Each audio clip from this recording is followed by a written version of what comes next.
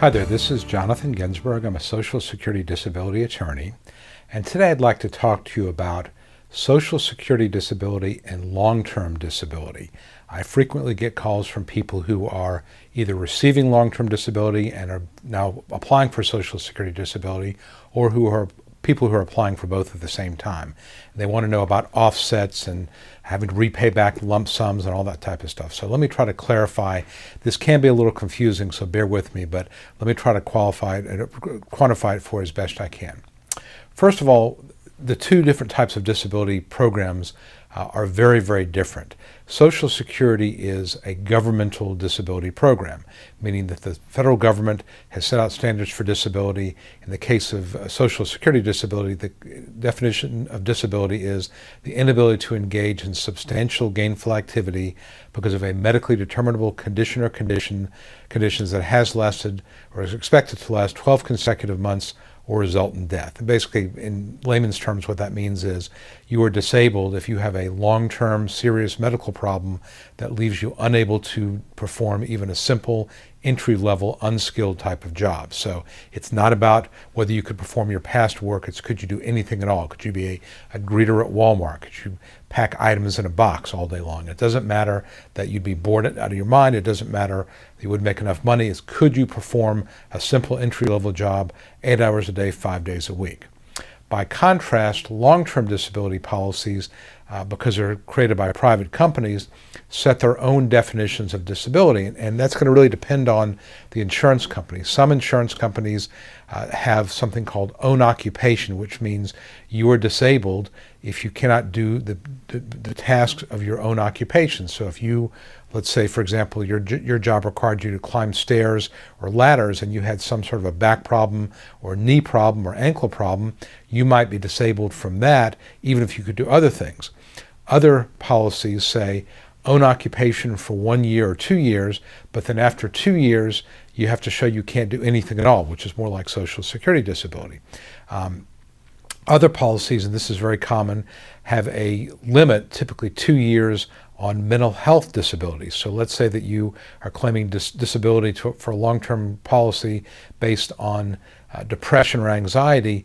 You're only going to get it for 2 years. And then after that, the policy will no longer pay. That's why sometimes we see conditions that are chronic pain conditions. The insurance company wants to classify it as a mental health problem, whereas your doctor and you may say, no, this is not a mental health problem. This is a physical problem, and it should not be subject to the 2-year limitation. But that's, again, an issue in a long-term policy. The big picture, though, is that unlike Social Security, long-term disability policies have their own definitions, their own terms, and they may or may not be equal to Social Security disability. The second thing you need to know about long-term disability policies is there are two different types. You have group policies, which are typically those offered by your job. Then you have individual policies, which are something you go to an insurance broker and you buy yourself. And the big difference is that most group policies provide that if you get Social Security, your benefit, your long-term disability benefit, will be offset by whatever you get from Social Security. So for example, if you're getting long-term disability benefits of $1,400 a month, let's say, and you apply and you win Social Security disability and you get $1,200 a month, the long-term disability carrier is only going to be on the hook for $200. The first $1,200 Social Security pays, and they'll pay $200. If the long-term disability policy benefit is less than Social Security, they don't pay anything at all. Social Security takes that burden.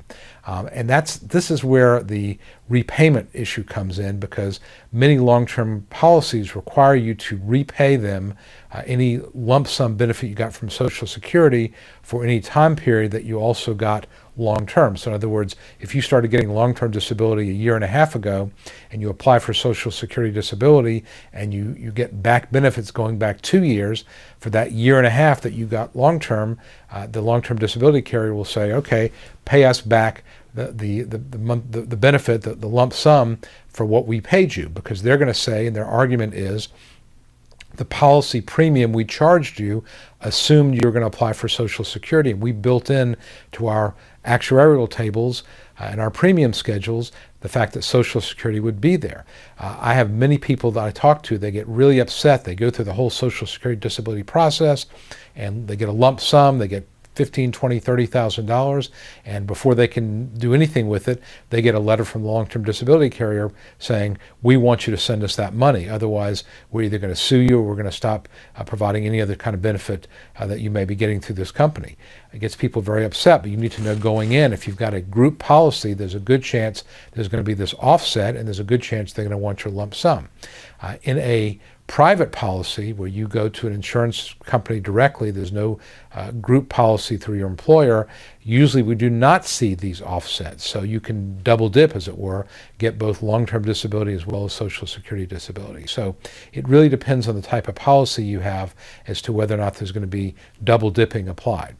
Another thing to be aware of is that if you're getting Ssdi, which is most of the time what you're going to be looking at, Ssdi is not going to be impacted by your long-term disability payments. So if you win Ssdi and you're also getting long-term disability, it doesn't affect the Ssdi at all.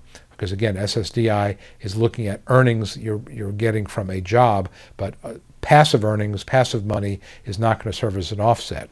SSI, by contrast, which is essentially a welfare program, any source of income will take you over the asset limit. So your long-term disability payment will probably take you over the income and asset limit. So your SSI will be basically wiped out. So you'll basically then be getting long-term disability. So it can get a little confusing as to which you're going to get and when you're going to get it. But what I would tell you is that if you are if you're getting long-term disability, there's a good chance your carrier is going to require you to insist that you apply for Social Security disability. If you have any questions about that and why and how this all works, call me. I mean, I'm more than happy to explain it to you because, again, it can get very, very confusing. And finally, this is another question I get, and let me just address this too. People say to me, well, why should I even bother? I mean, I'm getting long-term disability. If I apply for Social Security, the only person that really helps is the long-term disability carrier. It doesn't really help me. Well, not necessarily so. I think that when you're applying for Social Security disability, the benefit to you is, number one, cost of living increases, and they usually do happen. They haven't happened for a few years recently, but typically they do happen, whereas you're not going to see cost of living increases for your long-term disability policy. Number two is it's going to be required mostly by the policy. You've got to do it, otherwise they can cut you off on that basis.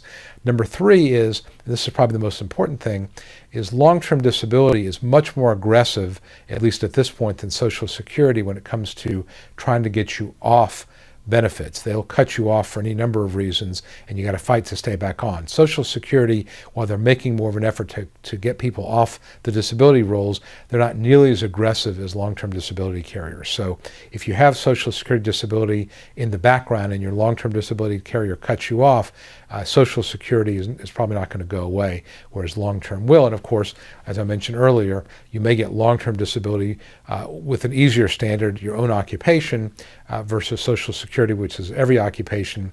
When that every occupation kicks in for your long-term, it may be difficult to keep it, whereas if you're on Social Security, you've already got your benefit going. So there's a number of reasons why it makes sense to get both. So anyway, again, I know it's very confusing. It can be very, very difficult to figure out what to do and what the offsets are going to be.